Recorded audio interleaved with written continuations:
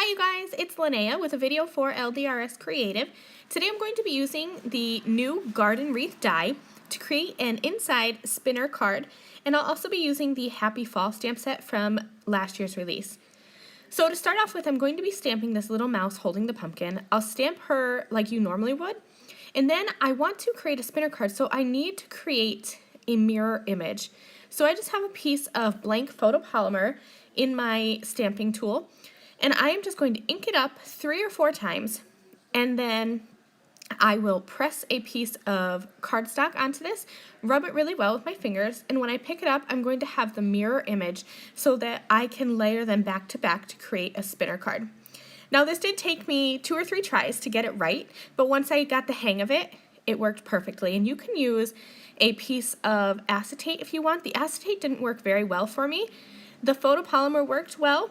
And after doing some research online, I learned that if you have just a piece of red rubber from like a background stamp, that works even better. So I had stamped that with the reverse image stamping technique, and I needed to kind of fill in the lines because they didn't stamp completely. So I just took an alcohol marker safe pen and drew over the image.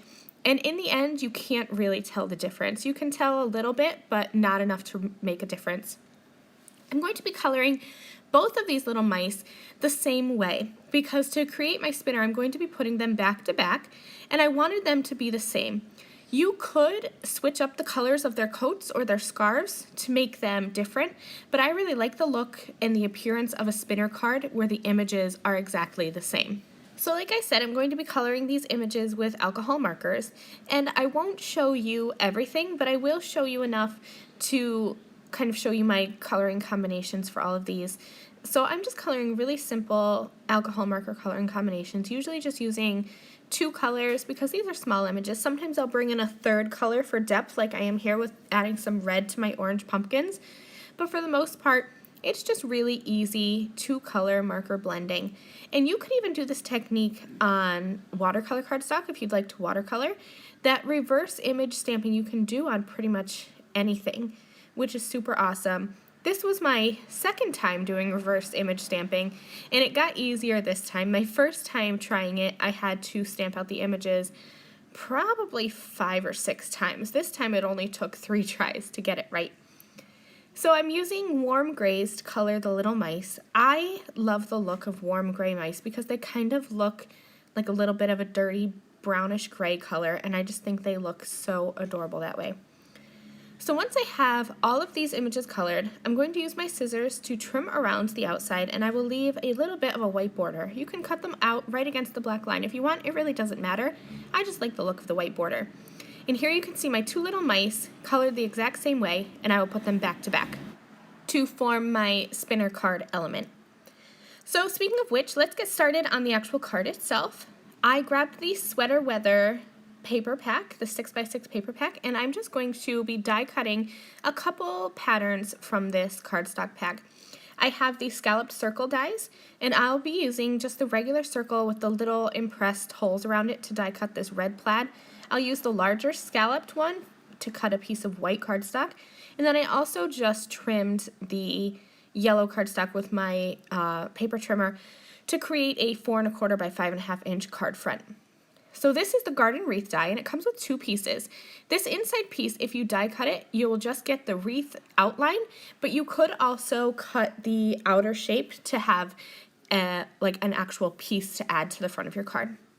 You'll see what I mean here in a minute.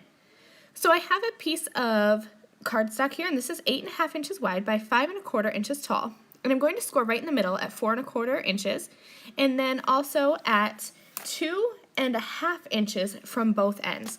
And I'm going to fold these in, and you're going to see in a minute here, it's going to kind of create an M. So I will fold the center fold in and the 2 side scores out to create this M. I'll reinforce those with a bone folder, and you will see here, see how it kind of makes that little M shape. And this is going to go on the inside of my card, and we'll die cut that Garden Wreath die from the center to create our spinner mechanism. So I did cut away that outer frame piece because I only want this inner piece so that the wreath doesn't fully die cut. And see what I mean here? That you'll get that like outline of the wreath. And if you use that outer piece, you can actually die cut this whole wreath and add it to a card front if you want. But the inner piece is perfect for making spinner cards or shaker cards. So I also have this little piece of cardstock here, and I cut this to be 5 inches by 5 inches, scored it right down the middle, and I'm going to glue this to the inside. So I'll use some tape runner adhesive and add it to 1/2 of my cardstock. I'll add this into my card, center it up top to bottom, and fold my card closed. And then I'll add more tape runner adhesive to the other side, and again fold that card closed to adhere that cardstock into the center. And so now you see when I add that garden wreath die piece in front of it, I'm going to have a little background for my spinner piece.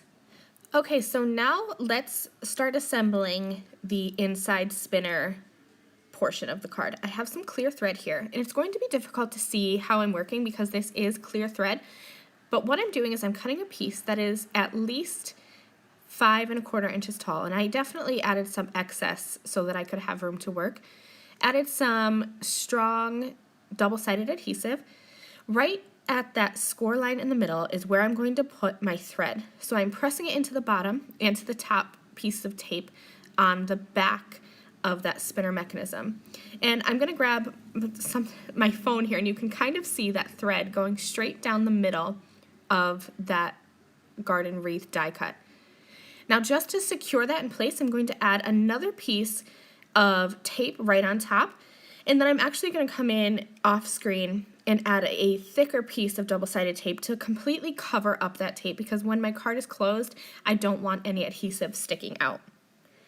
Now it's time to add the little mouse onto the thread, so I added double-sided adhesive to the back of one of the mice. It doesn't matter which one because they are mirror images, they're exactly the same.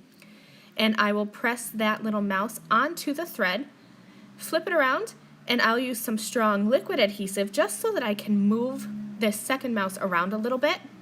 And I will adhere that right on to the back of that other mouse. So this is why we had to do the mirror image stamping, because they need to line up perfectly. And they aren't, symmetrical, and you need 2 symmetrical images. Or you could just do what I did and do the reverse image stamping. And now you can see here how that little mouse is going to spin right in front of that pretty pattern paper background. So I went ahead off screen and assembled the rest of the card front. Because it's fairly simple, I just added the pattern paper and then the little mouse image and a sentiment strip. The front of the card is fairly simple because I want the wow factor to be on the inside. So now it's time to adhere the actual spinner card mechanism. So I added, just like I did to that cardstock insert, I added tape runner adhesive to one side of that little M-shaped piece, closed the card to adhere it, and now I will add some more tape runner adhesive to the other side, and again close the card to adhere the second side. And now you can see here we have that cute little pop-up spinner element. So I'm going to wind this up, close the card, and then when the recipient opens it, check out how that little mouse spins. So cute. And that is the end of this tutorial. I really hope you enjoyed it. You can head over to the LDRS Creative blog to see still photos of this, and I thank you all for joining me. See you next time. Bye!